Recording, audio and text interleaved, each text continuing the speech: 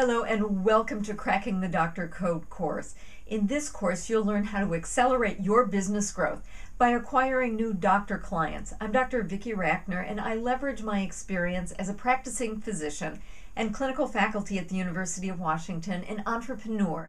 I'll help you avoid the common mistakes so that you can take the fastest and most direct route to the business results that you want.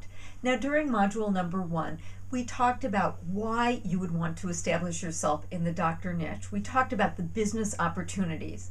The rest of this course is about how to do it. One of the very first steps is avoiding the number one mistake when people try to establish themselves in the physician niche, and that mistake is trying to be all things to all doctors. The thing that separates hobbyists, people who tinker in the doctor niche, and the high performers is focus. High performers identify a target vertical market. They have a specific group of doctors whom they serve. Today, I'd like to address 3 questions. Question number 1, why is a target vertical market so important? Second, how do you define a target vertical market? If you think of all doctors as a big pie, how do you slice the pie? And third, how do you decide what slice is right for you? Well, let's begin with the first question. Why is a target vertical market so important? To answer that question, I'd like to share my experiences as a practicing surgeon. I got virtually all of my referrals in the surgeon's lounge. I would do cases and then gather with my colleagues in the lounge and have a cup of coffee while the rooms were being cleaned. That's when we asked each other, hey, where do you get your car fixed?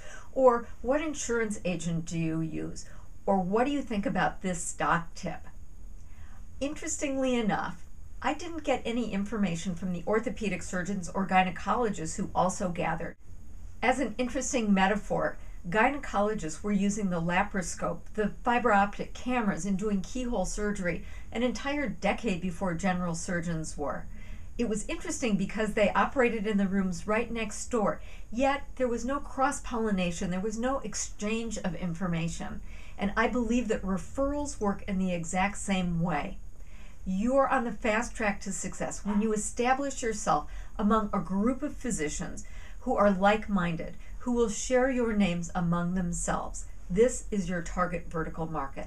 Well, how do you define these markets? And I'd like to offer 8 ways to cut the doctor pie. The first is by category of doctor. Different doctors have very different training and different ways of helping patients. Probably when you think of doctor, you think of a physician, an MD, a medical doctor, or a DO, a doctor of osteopathy. These are doctors who are licensed to treat and diagnose medical conditions of all parts of the body. There are other doctors, though, who do a great job too. There are dentists and orthodontists, DDS, optometrists, OD, podiatrists, veterinarians, even psychologists and chiropractors. So think in terms of category of doctor. Next, you have medical specialties. So let's just look at the physicians, the MDs and DOs. At the top of the earning list are people like radiologists and orthopedic surgeons and cardiothoracic surgeons and gastroenterologists. The people on the bottom of the earning list are generally the primary care doctors, the pediatricians, family doctors, and internists. If you identify a target vertical market on the basis of specialty, it makes marketing much easier because each doctor belongs to a professional organization based on specialty. They read publications and they go to meetings, all organized by specialty. Another way of looking at vertical markets is career stage. Physicians have 4 years of undergraduate training, 4 years of medical school, and 3 to 5 years of residency training. Some go on to optional fellowship training. That means that by the time a physician has his or her first real job, they're in their early to mid-30s.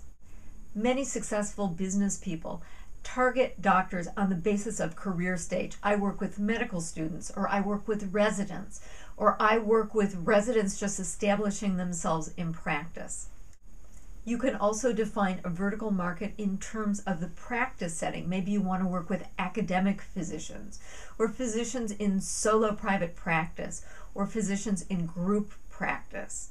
Maybe you want to deal with some career stage, like private practice doctors who were thinking about selling their practices to hospitals or clinics.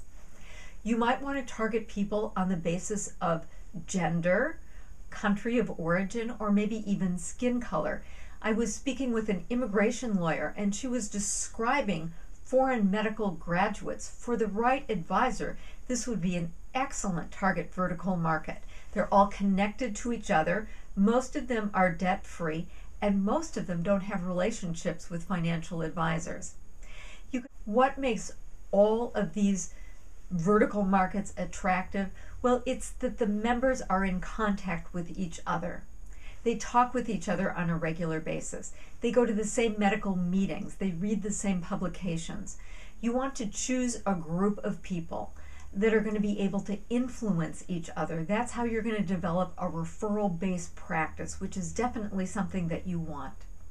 Question number 3, which vertical market is right for you? Choosing a vertical market is much like dating. You already know what kind of client you like working with. All you have to do is generalize that to doctor groups.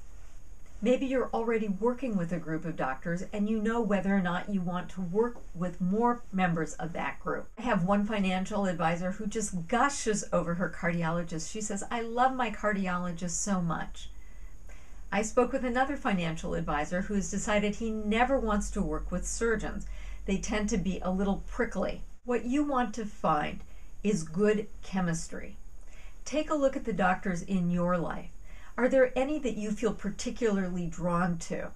Has any kind of doctor helped you or members of your family? Is there what I call the Me Too experience? Have you shared any experiences with doctors? Do you feel an affinity towards a particular doctor?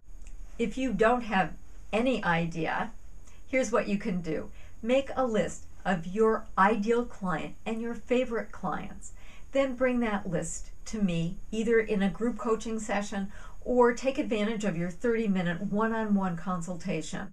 I'll give you some ideas about what some possible good fit vertical markets are for you. Not everyone gets their target vertical market right the first time. Sometimes it takes some experimentation. But here's what all successful advisors have in common. They all have focus. This is the important starting point. Start thinking about your target vertical market. What group of doctors would you like to work with? In Module 3, we'll be talking about strategies to help you make contact with doctors who are members of this target vertical market. Thanks again for your time. Start thinking about your ideal vertical market.